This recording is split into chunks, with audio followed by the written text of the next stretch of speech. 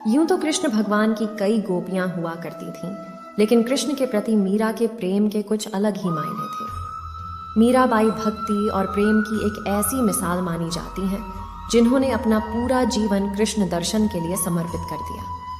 आइए जानते हैं कैसी थी मीरा और कृष्ण की ये अनोखी प्रेम कथा। मीराबाई का जन्म सन 1498 राजस्थान के एक राजपूत घराने में हुआ था। उनके पिता का नाम रतन सिंह और माता का नाम वीर कुमारी था। मीरा कृष्ण की बहुत बड़ी भक्त थी। जब वह 4 वर्ष की थी तब उन्होंने अपने घर के पास हो रहे एक विवाह को देखकर बेहद मासूमियत के साथ अपनी माँ से पूछा था कि प्यारी माँ, मेरा दूल्हा कौन होगा। मीरा के इस सवाल पर उनकी माँ ने मुस्कुराते हुए श्री कृष्ण की मूर्ति की तरफ इशारा करते हुए कहा था कि मेरी प्यारी मीरा, श्री कृष्ण तुम्हारे वर होंगे। जिसके बाद से ही मीरा श्री कृष्ण को अपना स्वामी मानकर उनके प्रेम में विलीन हो गई। कुछ समय बाद ही मीरा की माँ का निधन हो गया था। जब मीरा बड़ी हुई तो उनके मन में यह विश्वास था कि श्री कृष्ण उनसे शादी करने जरूर आएंगे। मीरा बेहद खूबसूरत और स्वभाव की कोमल थी। वे बहुत सुरीली आवाज में गाना गाती थी। लेकिन मीरा की शादी मेवाड़ के महाराणा सांगा के पुत्र राणा सांगा से हुई। मीरा ये शादी नहीं करना चाहती थी, लेकिन परिवार के जोर देने पर उन्हें ये शादी करनी पड़ी। माना जाता है कि शादी के बाद भी मीरा का प्रेम कृष्ण के लिए कम नहीं हुआ। विदाई के समय कृष्ण की वही मूर्ति अपने साथ लेकर गईं जिसे उनकी माँ ने उनका दूल्हा बताया था। शादी के बाद मीरा ससुराल के कामकाज पूरे करने बाद रोजाना कृष्ण के मंदिर जाया करती थी। वहां जाकर वह श्री कृष्ण की मूर्ति की पूजा करती, उनके लिए मधुर आवाज में भजन गाती और नृत्य भी करती थी।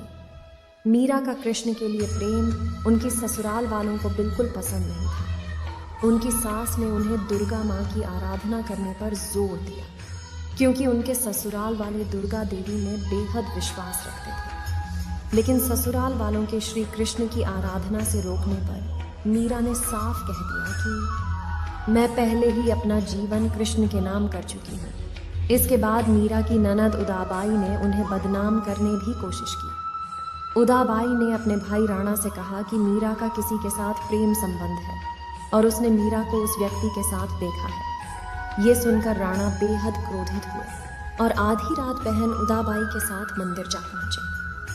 मंदिर पहुंचकर उन्होंने मीरा को कृष्ण की मूर्ति के साथ अकेले ही बातें करते हुए देखा। ये देखने के बाद वह गुस्से से चिल्लाए कि मीरा, अपने जिस प्रेमी से तुम बातें कर रही हो उसे मेरे सामने लेकर। इसके जवाब में मीरा कृष्ण की मूर्ति की ओर इशारा कर कहती है कि ये मेरे स्वामी हैं, इनसे मेरा विवाह हो गया है। ये सुनने के बाद राणा का दिल टूट जाता है, लेकिन फिर भी वह पूरी श्रद्धा से अपना पति धर्म निभाते हैं और आखिरी सांस तक मीरा का साथ देते हैं। मीरा का देवर विक्रमादित्य चित्तौड़गढ़ के नए राजा के रूप में चुना गया था। उनको कृष्ण के प्रति मीरा की भक्ति और लोगों के साथ मीरा का मेल जोल पसंद नहीं था। उन्होंने मीरा को मारने के लिए फूलों के हार की एक टोकरी भेजी जिसके अंदर जहरीला सांप था। मीरा ने जैसे ही टोकरी खोलकर देखा तो उसमें कृष्ण की एक खूबसूरत मूर्ति फूलों के हार के साथ पाई। इसके अलावा विक्रमादित्य ने मीरा को मारने के लिए प्रसाद में भी जहर मिलाकर भेजा।